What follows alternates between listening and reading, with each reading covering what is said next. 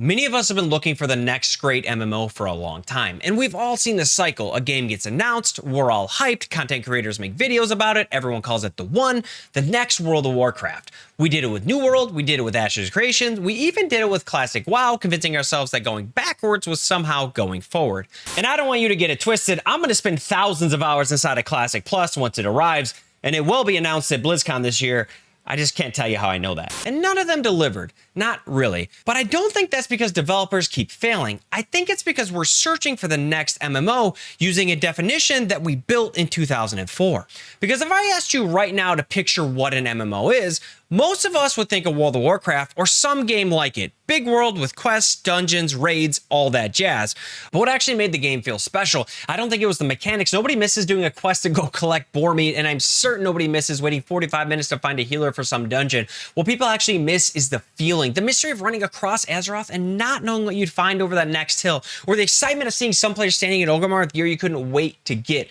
The world was alive, and the best parts were never the parts developers designed. The best memories were born in the chaos. It was a guild that fell apart over loot drama and some e-girl. The world PvP that turned into a 3-hour war because I'll be damned if somebody else is opening the AQ40 gates, and high-end raiders helping your guild kill a new boss for the first time. That's what people are actually chasing, not the mechanics, the feeling of being inside a world that's alive. And here's the truth about that feeling. It wasn't just good game design, it was built by a specific moment in internet history that happened to coincide with a specific kind of game. Look at games now. Every build is optimized before launch, every raid is data mined, every secret ends up in a YouTube video within hours.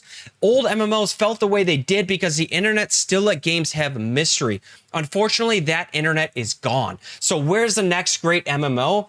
It's already here, and it's been here a while. We've just spent the last few years making fun of it, and I want you to hear me out. Please don't click away and try to be objective when I say this, but think about games like Minecraft and Roblox. Minecraft does not look like an MMO. It lacks the traditional MMO skin of classes, raids, and gear scores, but socially, the best Minecraft worlds function like MMOs better than many actual MMOs do. Minecraft worlds have towns, economics, politics, drama, server history. At that point, what exactly are we missing for the MMO fantasy besides the label and the talent tree? And then there's Roblox. Ridiculous, I know, but this one is actually really important. Almost every MMO eventually dies the same death. The studio builds content, players eat it faster than it gets made, then people get bored and end up leaving. The modern internet consumes everything faster. That's just reality.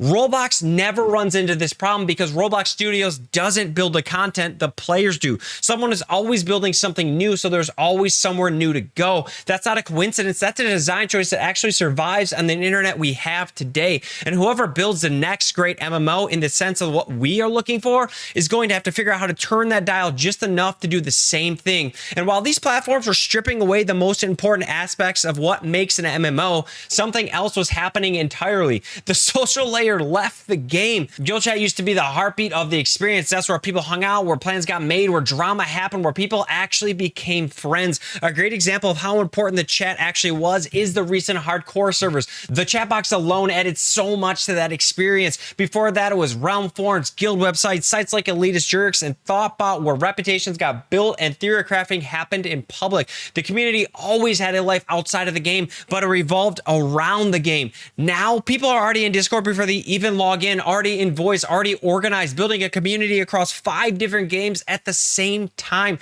The social layer that used to live inside the world now lives outside of it permanently, and that's something we can never get back. So here's where I actually land on this. MMOs didn't die. The internet they were built for did. And games that figured that out early on, like Minecraft and Roblox, they built for a different generation on a different internet. They are the next MMO. They just are not our MMO. For someone to build the version we actually want, a real persistent world with social friction, consequences, mystery, and community built around the game instead of outside of it, they would have to build something new that nobody has successfully built before on an internet that actively works against everything that made the original one feel magical.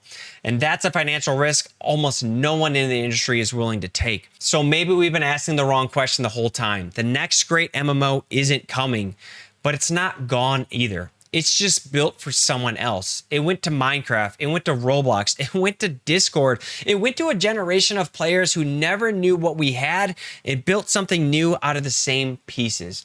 The version we actually want, the one that feels like logging into Azeroth for the first time, that's not a game problem. That's an internet problem. And unfortunately, I'm not sure it can be solved.